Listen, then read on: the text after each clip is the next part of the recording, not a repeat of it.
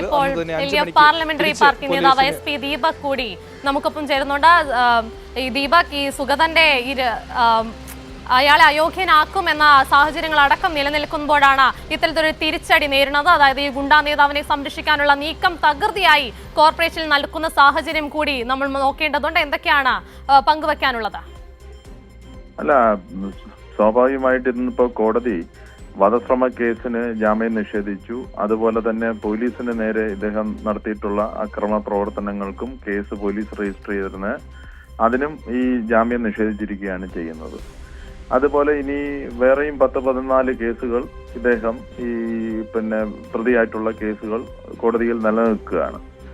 അപ്പൊ ഇത്തരം കോടതികൾ തന്നെ പറയുകയാണ് ഇത്തരം ആളുകൾക്ക് ജാമ്യം കൊടുക്കാതിരിക്കുന്ന സാഹചര്യം വന്നിട്ട് BJP നേതൃത്വം ഇനിയെങ്കിലും ഈ കാര്യത്തിനകത്തൊരു പുനർചിന്തയ്ക്ക് വേണ്ടിയിട്ടുള്ള കാര്യങ്ങൾ ചെയ്യണം. മേയർ ഉൾപ്പെടെയുള്ള ആളുകൾ ഇയാളെ അടിയന്തരമായിട്ട് ഈ ഗുണ്ട നേതാവിനെ കാപ്പ കേസിലെ പ്രതിയെ മാറ്റി നിർത്തിക്കൊണ്ട് ഈ നഗരസഭയുടെ ഭരണം അത് ഇന്നിപ്പോ സ്തംഭനാവസ്ഥയിലാണ്. അത് മാറ്റിക്കൊണ്ട് ജനങ്ങൾക്ക് ആവശ്യമായിട്ടുള്ള അടിയന്തര പ്രാധാന്യമുള്ള പ്രശ്നങ്ങൾ പരിഹരിക്കുന്നതിന് വേണ്ടിയിട്ടുള്ള പ്രവർത്തനങ്ങളിൽ പോകണം.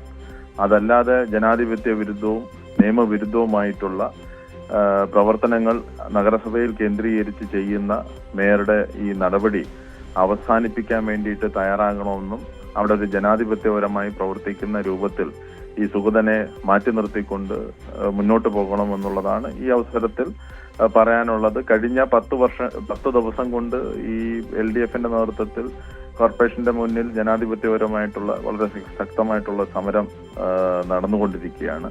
സമരത്തിന് ഉന്നയിച്ച വിഷയം ശരിയാണെന്നുള്ളത് കോടതി ഇന്ന് ഈ ജാമ്യം നിഷേധിച്ചതിൽ കൂടി കുറച്ചുകൂടി വ്യക്തമായിരിക്കുകയാണ് എന്നുള്ളതാണ്.